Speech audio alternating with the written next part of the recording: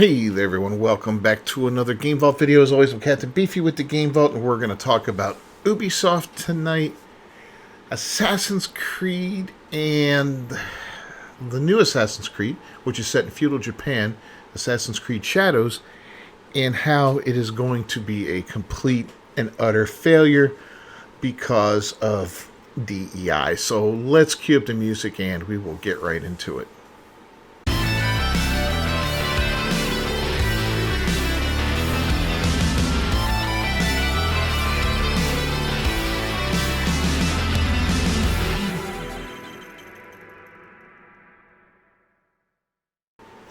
Alright, so today the first trailer should be appearing at some point in time. But the new AC game, which was called Code Red or something like that, is now called Shadows, and they say it may have leaked its own release date here. Let's read the article a little bit. A while back, Ubisoft revealed about 1 billion Assassin's Creed projects. She's exaggerating, but not by much. The first of these to leap into carefully planned haystack of release was Mirage, which she liked. Up next, it seems, is the artist formerly known as Assassin's Creed, codename Red. She's a horrible writer here. All we know about Red was that it would be set in feudal Japan, something fans have been clamoring for literal years. Now we know it's an AC game, and we're getting the official cinematic world premiere trailer at 5 p.m. BST. Now, they may have accidentally leaked the release date for November 15, 2024. Text is gone now, but there were some screen caps and so forth and so on, yada, yada, yada. It says every single main Assassin's Creed game has come out in November, October, and Shadows was supposed to be before the end of the fiscal year, which is March 2025, so there's that. It looks like they're going to make this in the vein of Valhalla and Odyssey, you know, the ones that started up with, what was it? The one in Origins, where you got these big open worlds and all that, and some people like these, some don't. They kind of strayed from the original Assassin's Creed formula by quite a bit and became more open world, you know, games full of little fetch quests and collectibles and all kinds of stuff like that. You know, we're going to see what we're going to see about it. I'm curious about it, but I've also heard it's just going to be a mess. It's going to be a mess. So, as cool as it sounds, right? To be able to play in feudal Japan, Assassin's Creed game, wouldn't it be cool to be a samurai, right? It'd be freaking awesome. It'd be amazing. Absolutely cool. Yeah, well, that's not what's happening here. Instead, our main character is a character by the name of Yasuke, who is based off of a real person that lived. A black man who, due to revisionist history and all this woke crap that comes out, they're now saying was the first black samurai and the first non-Japanese samurai and all that. Yeah, that's a load of horse shit, and I'll tell you that right now off the bat. You don't even need to do research to tell me that's not what happened.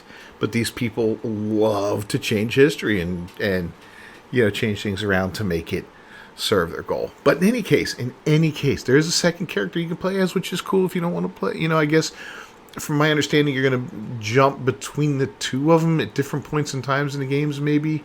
I don't know. I don't know if it's going to be like the Eivor thing where you're back and forth. I don't know. But the other character is a woman. Yeah, so that also didn't happen. Samurai women. So, right off the bat, this game has the taint of Sweet Baby ink on it. It's got that Sweet Baby stink from that stupid-ass company. And it's going to kill this game. I guarantee this game is going to crap the bed. I enjoyed Valhalla to a certain degree, but the woke crap in that game really threw me out of it every time I came across it. It was frustrating, it was annoying, and it was aggravating. And it was just like, oh God, here we go again. Here comes the eye roll. Here comes the unnecessary BS and, you know, having to carefully navigate a discussion so I don't accidentally make my character a homosexual. You know what I mean? It's like, don't hit the wrong response here, you know. You almost want to scum save whenever you have one of these conversations so you don't accidentally make your character a fairy. That's absolutely stupid and ridiculous, but Yeah, so who is Yasuke and why did they choose him? Right? So, the African Samurai. What website is this? ADF Magazine? What is ADF? Let's take a look at these guys real quick. Let's see what they're about. Africa Defense Forum Magazine. Okay, so, yeah. Pro Africa Magazine. This is back in 2021, so long before this game was announced or anything like that. Almost 500 years ago, a man named Yasuke drew crowds wherever he went in Japan. He was the first foreign-born man to become a samurai, Japan's elite warrior caste. Wrong. He was also the first and only black man most Japanese people had ever seen. Probably true. A fellow samurai described him at the time as being stunningly tall, and his skin was like charcoal. He's believed to have been 1.88 meters tall, towering over Japanese men who averaged 1.6 meters at the time. And that's not shocking, considering he was probably from Africa, of course. I mean, he's black. He was from Africa. The Japanese aren't known for being super tall, but people from Africa, especially in certain parts of it, are known to be very, very tall. It's just the way it is. And anyway, but that's the story they try to tell you, that he was a samurai. And he wasn't a samurai. You know, his story was interesting and all that. And yeah, it's a fascinating story. And they probably have made a movie, no, in Hollywood, they probably made 15 movies about it so far, but none of them were successful because nobody gives a shit. But yeah, it would make a great movie. It would, it's an interesting story, but to take the one black man in that time period in Japan, now I'm sure there were more than one, but I'm just saying, here's the only one of any renown, whose name that anyone knows. Go name another one. I guarantee you won't be able to find another name on the internet. And to make your main character that for Assassin's Creed Shadows is stupid. And it just goes to show you how bad this DEI stuff had. There were tons of historical Japanese men who could have been offered that role as the lead character in this if they wanted to go with someone historical. Or they could have gone with no one historical and just made up a character, but just made him a good Japanese samurai because that's who they were. I mean, come on, man. This is so stupid. The same day I hear about this, this is non-related, but it's also related. I guess Disney's doing a new Rapunzel story, a live-action movie, and this time she's going to be played by an Indian girl. I mean, it's become a parody of itself, okay? Diversity is no longer it's absolutely gone beyond ridiculous, and it's at a point where it's just become so stupid and so expected that if you did a story and you put the characters in there and represented them the way they actually were, if you did Rapunzel and made her the girl she was written about, I forget, I think she was either blonde or red hair, whatever, we'd be shocked. We'd be like, oh my God, how brave and stunning, instead of this stupid ass nonsense that we see daily from both video games and movies and television and all that. And I saw Lord of the Rings, that stupid ass Amazon series is coming back for a second season. I'm sure it's going to be utter garbage again, and that's probably the last season. Yeah, the whole thing's coming crashing down, and this game's going to fail. But let's talk about Yasuke a little bit more. So, the African samurai from the 16th century, he was not an African samurai. It's true that he was a black African, but he was not a samurai. He was only allowed to wear weapons. There is a big difference. Here's some historical facts. He arrived in Japan in 1579 in the service of the Italian Jesuit missionary Alessandro Valignano, who had been appointed the visitor of the Jesuit missions in the Indies, which is all of Asia there. He accompanied Valignano when he latter came to the capital area, yada, yada, yada, yada. But if you want to really hear the truth about this, we'll look at this bogus story of Yasuke and wokeness revisionist history, the Bushido blog, Way of the Bushido. Samurai resources for the modern age. And I'll go ahead and leave links to all this down below. You guys make up your own decision on this, but I mean, the thought of a black samurai back then is just absolutely silly. The Japanese are known for their traditional values, right? They're known for that. Even to this day and age, the way they carry themselves, their level of honor and all that, the fact that they come across as very, I won't call them racist, because I don't believe they're racist, but they're very proud of their identity. They're proud of their country, and they're proud of their heritage. And I don't see them allowing anyone in like this. It's almost as silly as that Tom Cruise movie, The Last Samurai, where he joined in. It's just, it's silliness. But okay, so this little blog reads, okay, all you Wakanda fans, in this post, we are dealing with history only, no racial bias, no fantasy wokeness or revisionist nonsense, just the facts. Yasuki. We will begin with the fact that Yasuki was a real person. He did exist. He was of African descent, and he was put into the service of Oda Nobunaga. This is fact, and it's not disputed. What is disputed are all the revisionist stories of Yasuki as a great warrior, as having been awarded samurai status and earning respect of the Japanese people and other daimyo that he encountered in the service of the Oda. This is not fact. Romantic stories of the famed black samurai are nothing more than fables, no more real than the futuristic comic book land of Wakanda.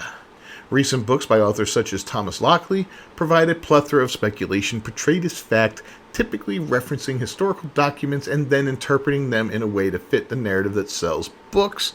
However, we won't go too far into the motivations of authors and commercialization of romantic stories. These have their purpose, and remaining true to the historical records is rarely one of them. And you see that anytime you deal with anything that's historical, whether it be a movie, novel, or whatever. Very often they stray far from the truth, to make their characters more interesting, more exciting, to make the story more amazing and all that. And here we go. There's a high-level overview based upon recorded facts, and we'll repeat it. Yasuki arrived in 1579 with Valignano, blah, blah, blah. His appearance caused a lot of interest with the local people, and according to history, the history of the whatever, written by Francis Solier in the Society of Jesus in 1627, Yasuki was likely from Mozambique. However, this is not confirmed. When Yasuki was presented to Oda Nobunaga, the Japanese daimyo thought that his skin must have been colored with black ink. Nobunaga had him stripped from the waist up and made him scrub his skin. These events are recorded in a 1581 letter of the Jesuit Louis Fros to Lorenzo Mexia, and in the 1582 annual report of the Jesuit mission in Japan, also by Fra. Okay. These accounts were also published in Cartas que los Padres... Wow, that's a long-ass word. Oh, normally simply known as Cartas, which is what we would refer to it from now on. When Nobunaga realized that the African skin was indeed black, he took an interest in him. According to a Japanese accounting of Yasuke states, on the 23rd of the second month, March 23rd, 1581, a black page came from the Christian countries. This man was healthy, with a good demeanor, and Nobunaga praised Yasuki's strength. Some say that Yasuki could speak or was taught Japanese, and it is stated Nobunaga enjoyed talking with him. However, it is more likely that a Jesuit missionary translated for them in order to control the dialogue, as they were not ones to miss an opportunity to interact with Nobunaga in order to advance their mission. Now, reportedly, Nobunaga's nephew gave him a sum of money at this first meeting for his travels, and on 14th of May, Yasuki departed for the Echizen province with Fra and the other Christians. During this trip, he met local warlords, and at some point, though when is not exactly clear, Yasuki entered Nobunaga's service. Boom. So according to this, the black man named Yasuki was given his own residence and a short ceremonial katana by Nobunaga. Nobunaga also assigned him the duty of weapon bearer, much to the annoyance of an actual samurai. Here is when the facts morph from what is known to what is wished for. So Nobunaga had a propensity for the unique, and he was particularly interested in all things foreign. Clearly, he was fascinated by Yasuki, and this was documented to be to the chagrin of many of his top generals, such as Ikichi Mitsuhide, who is reported to have been disgusted by the sight of Yasuki and saw him as nothing more than a wild beast. Now, this I believe because I know human nature. I know the way humans think. And when they're exposed to something new, it freaks them out, and the Japanese didn't see people from Africa very much back then. So anyway, after the battle of Tenmokuzen, Nobunaga led his force, including Yasuke, and inspected the former territory of the Takeda clan. So people made the assumption that Yasuke actually fought in this battle and that he donned samurai armor and fought valiantly as a samurai hero. Fact check.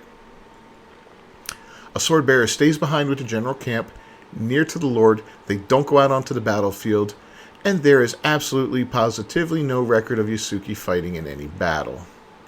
There's also no record of Yasuke receiving martial arts training or using the Japanese sword either when in service of Nobunaga or the years prior. The truth is that his time with Nobunaga was limited, as they first met in 1581, and Oda Nobunaga was dead a year later. This is hardly enough time for Yasuke to be trained to be the great warrior all the Wakanda dreamers wanted him to be.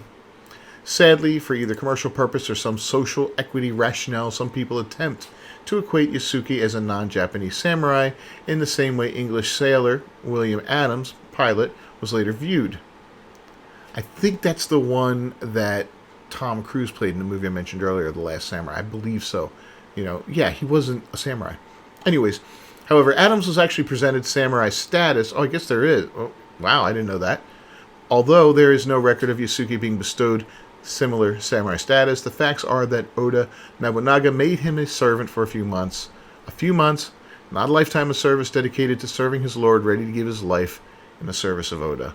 Another fact that is clear, Yasuke was kept around as a talking piece, an oddity for Nobunaga to show off, much in the same way he enjoyed irking other daimyo by showing them Azai Nagamasa's gold-plated skull.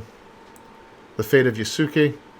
To say Yasuke was present at Honnaji and took part in the fighting that led to Nobunaga's death. However, it is recorded that perhaps only a single individual from the Oda survived the Honnoji incident, and it wasn't Yasuke. Yasuke was alleged to have been taken by Mitsuhide troops soon after the Honnoji incident, but Akichi and his men returned him to the Christian missionary, stating that you don't kill the beast for the fault of his master. Wow, that's brutal. Was he an honorable samurai? Despite modern romanticized versions of Yasuke, if he was this great samurai, some would have you believe, then it stands to reason that he would have either fought to the death or at the very least would have committed seppuku, which is where they do the suicide, where they stab themselves and have their head chopped off. It didn't happen. Or if he was an honorable samurai like the 47 Ronin, at the very least he would have begged to join Hideyoshi in the fight against Mitsuhide and gotten revenge, don't you think? That didn't happen.